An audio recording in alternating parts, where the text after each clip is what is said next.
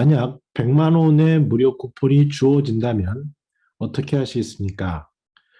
만족스러운 은퇴 후 삶에 대한 고령자 욕구가 있는데요. 이것들을 소개하고 만약 100만 원의 쿠폰이 주어진다면 연령별로 어떤 제품, 서비스를 구매하는지를 알아봅니다. 그리고 조금씩 다른 노인 세대의 등장, 여기에 대해서 우리가 어떻게 생각해야 될지에 대해서 살펴보겠습니다. 안녕하세요. 저는 시니어 라이프 비즈니스 연구하는 최학입니다. 산업연구원에서 문혜선 선생님의 고령사회 수요 변화에 대응하는 고령진화 산업 발전 과제와 시사점이라는 흥미로운 자료가 있습니다. 여기에서는 고령자의 욕구를 정리하는데요. 우리가 일반적으로 알다시피 건강하게 사는 것, 또 생활 속에서 어떤 편안하게, 편리하게 사는 것, 또 사회에 참여하면서 즐겁게 사는 것, 이런 것들을 우리가 기본적으로 원합니다. 만족스러운 삶에 대해서 조금 더 구분해서 보면요. 삶의 질 향상을 위해서는 건강에서는 신체적 건강과 함께 정신적인 건강, 생활 기반에서는 주거, 그리고 안전한 환경 편리성, 그거 외에 경제 활동과 사회 활동, 이런 것들에 대한 욕구가 있다는 것을 우리는 이해할 수 있습니다. 그래서 뭐가 좀 중요합니까? 라고 물어보니까 신체 건강이 가장 높았고요. 아무래도 나이가 들면서 몸으로 느끼는 부분인 거죠. 그리고 정신 건강, 주거 환경, 이동 편리, 즐거운 관계 순으로 나왔습니다. 근데 제가 말씀드린 것처럼 만약 100만 원의 쿠폰이 주어진다면 연령별로 어떤 차이가 있는지 거기에 대해서 한번 구체적으로 살펴보겠습니다. 서울시에 거주하는 55세 고령자에 대해서 140분 정도를 조사했으니까 샘플 사이즈가 크진 않습니다. 그래도 일반적으로 생각하는 부분에서 크게 안 벗어날 것 같은데요. 100만 원의 쿠폰이 주어진다면 어디에 쓰겠냐 했더니 건강식품이 가장 높았고 무려 20만 원 정도, 그리고 노화 방지 화장품, 패션용품 이렇게 됐습니다. 근데 이것을 세부적으로 나이별로 구분해서 보면은요 흥미로운데요.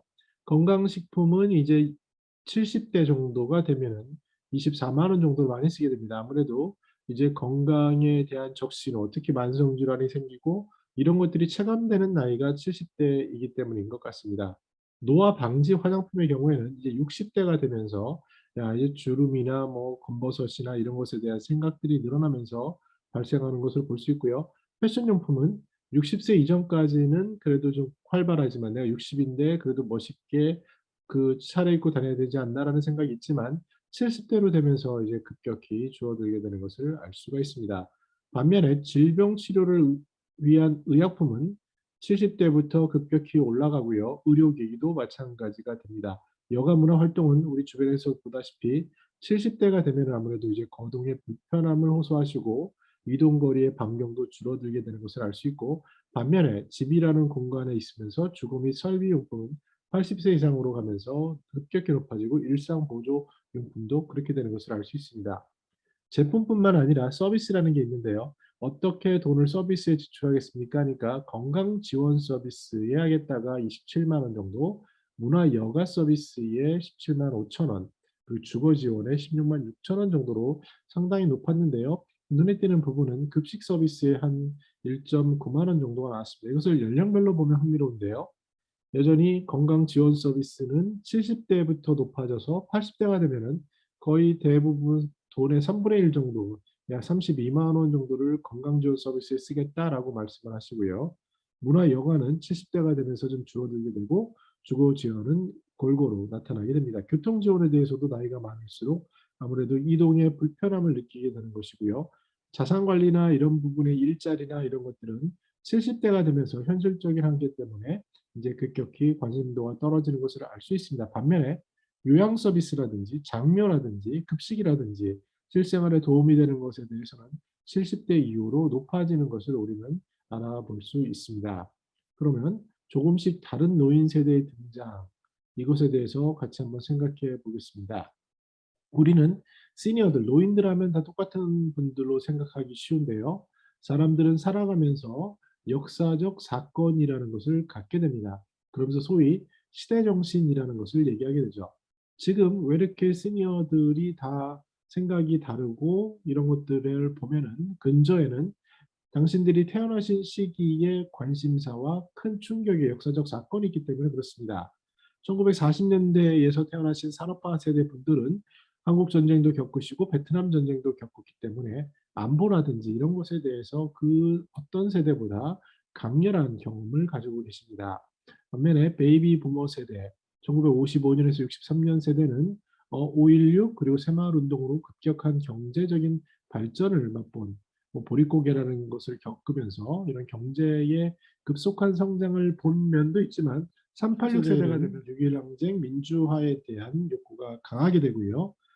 밀레니얼 세대로 가면서 이전과는 다른 월드컵이라든지 외환위기라든지 이런 것들을 경험하는 것을 우리가 알 수 있습니다. 특히 성장률에 있어서 이전의 높은 성장률은 지금은 점점 낮아지기 때문에 어떠한 이전의 그 급격한 성장 이런 것과는 시대가 너무나도 다른 것을 알 수가 있습니다. 앞으로 노인 세대들이 점차 지금 1차 베이비 부모부터 65세 노인 인구로 편입되고 있는데요. 전체 1차 베이비 부모가 전원 인노인 인구에 편입되는 시기는 2028년입니다. 아마 이때쯤 되면 노인들의 생각도 그 이전 세대와 다른 베이비 부머의 성향이 나타날 것이고요. 또 같은 2차 베이비 부머인 경우도 2039년까지 등장하는데 또 완전히 그 전과는 다른 사고, 다른 경험을 갖는 세대가 들어가게 됩니다. 즉, 노인의 삶에 있어서 기본적인 것은 크게 안 변하지만 삶의 경험이나 역사적 경험, 그리고 시대 정신에 따라서 변화의 폭이 클 것으로 보여집니다. 구체적으로 말씀드리면 은퇴의 삶에 있어서 시간이라든지 현금으로는 건강에 있어서 어떠한 방향성을 우리가 조금씩 측정해 볼 수 있을 것 같습니다.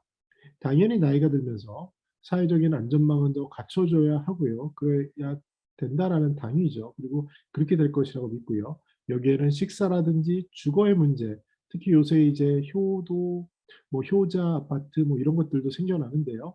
이 시니어들의 주거 환경을 지원하기 위한 안전망, 또 나아가서 의료에 대한 것들, 또 소득에 대한 것들, 기초연금을 포함해서요. 그래서 이러한 안전망은 더욱더 강화돼야 되는데 앞으로의 베이비 부머, 더 활발한 활동을 하신 분들 또 2차 베이비 부머 이런 분들이 등장하면서 관심 사항은 아무래도 퇴직 후에 근로소득이 급격히 줄어드는 것을 무엇으로 메꿀 것인가에 대한 특히 자산 관리를 통한 현금 흐름의 창출 이쪽이 더 강화될 거고요.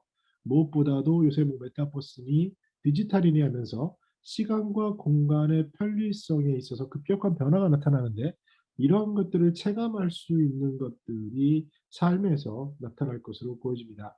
무엇보다도 노후의 삶에 있어서 어떠한 피스 오브 마인드, 마음의 편안함, 명상이라든지 정신적인 건강, 무엇보다 더욱더 줄어드는 사람들과의 관계를 넓히려는 즐거운 관계, 이런 것들로 점차 그 방향성이 바뀌어갈 것으로 조심스럽게 생각합니다. 물론 지금도 육체적인 건강이나 현금 흐름에 문제가 없는 분들은 뒷부분에 정신적 건강, 즐거운 관계 이런 쪽으로 방향이 쏠려 있는 것을 알 수 있는데요. 우리 사회의 시니어들이 너무나도 각계각층의 다른 삶의 경험이 있고요. 또 그분들 가운데는 주거시설의 경우에 약 5% 정도는 최저 기준에 미달하는 그런 분들도 계시는 것을 우리가 고려해서 다 같이 시니어의 삶이 걱정 없이 기본적인 안전망을 갖추고 더 나아가서 어떠한 기본적인 소득과 편리성 그리고 정신적인 건강과 관계를 만들어가는 행복한 그러한 시니어를 위한 사회가 만들어지면 좋겠다라는 생각을 해봤습니다. 여러분들은 100만 원의 무료 쿠폰이 생기면 어디에 지출하시겠습니까? 저는 더 나은 시니어 삶 공동체를 연구합니다. 감사합니다.